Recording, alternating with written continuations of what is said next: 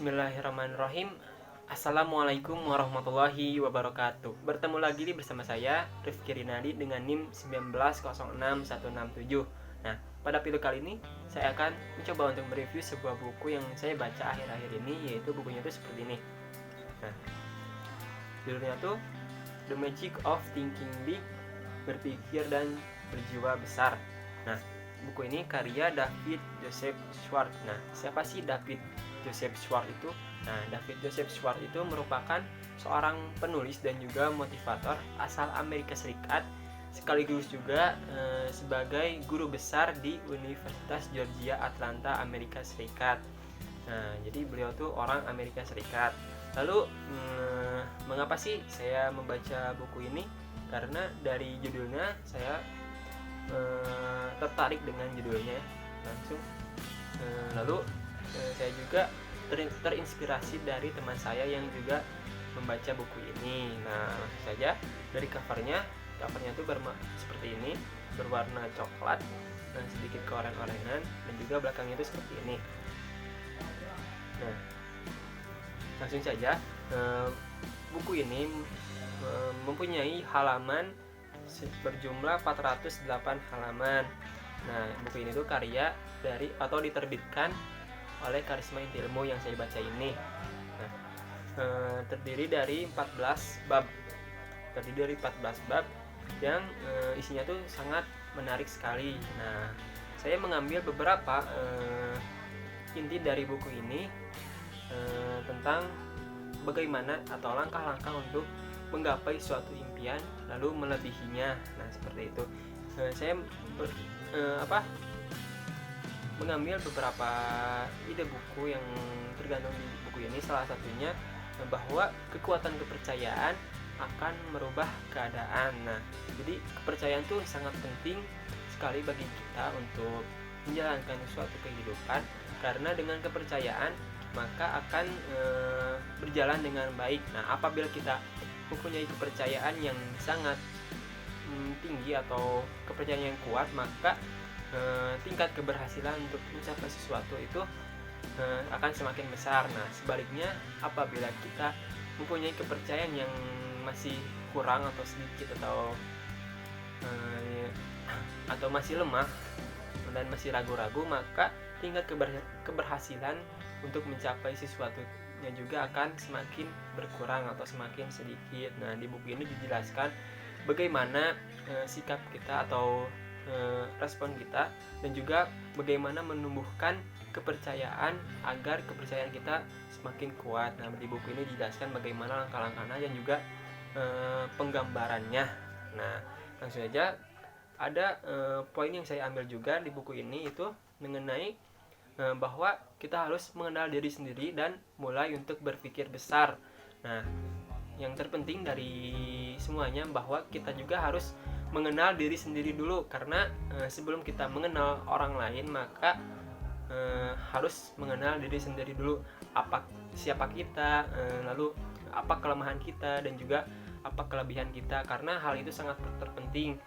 Kenapa? Karena apabila kita mengenal diri sendiri, mengenal kelebihan kita, maka akan menjadi modal di masa depan nanti. Nah, sebaliknya apabila kita tidak mengetahui kelebihan kita, maka di masa depan nanti akan kebingungan kita untuk mengembangkan apa, seperti itu. Nah, lalu penting juga untuk kita mengenal kelemahan diri sendiri, karena dengan kita mengenal atau mengetahui kelemahan diri sendiri, maka kita dapat memperbaiki segala kekurangan kita. Nah, di buku ini dijelaskan bagaimana cara untuk mengenal diri sendiri.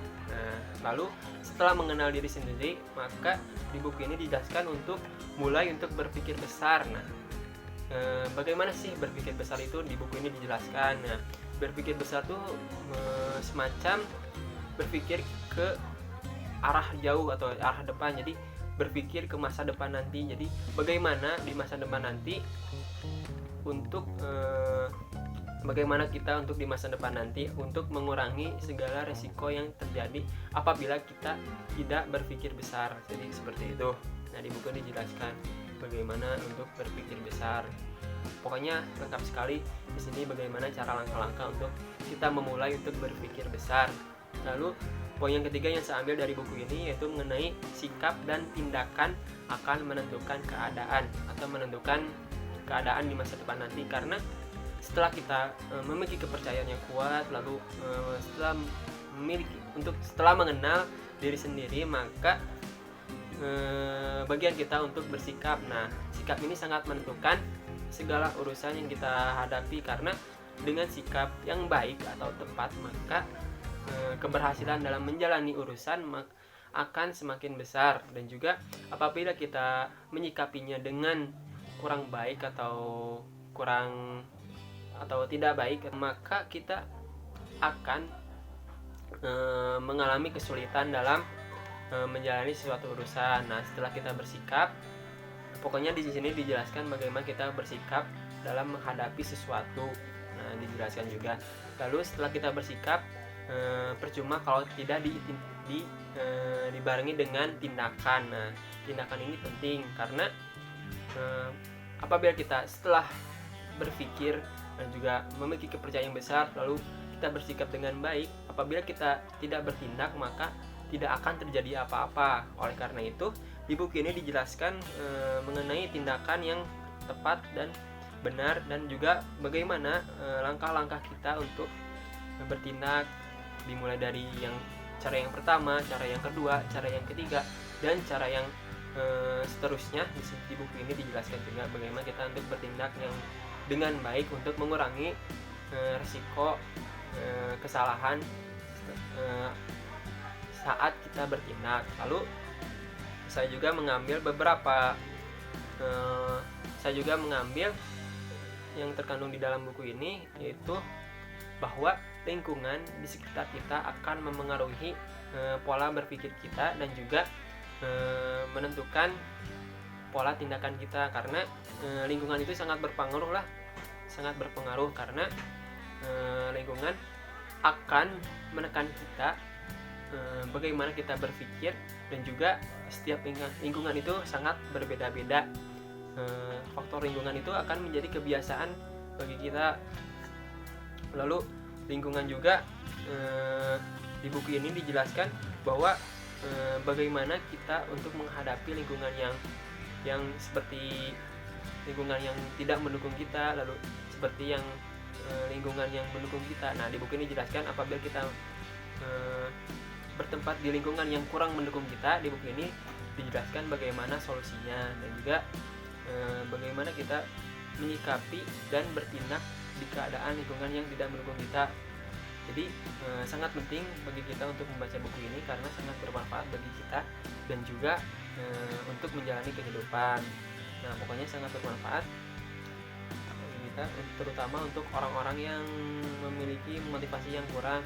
Nah, setelah membaca buku ini, insya Allah motivasinya akan terangkat dan juga akan memiliki antusiasme dalam menjalani kehidupan lebih baik lagi, seperti itu. Mungkin segitu saja yang dapat saya sampaikan. Mohon maaf apabila banyak kekurangan dan juga kesalahan. Wabillahi taufiq wal hidayah. Wassalamualaikum warahmatullahi wabarakatuh.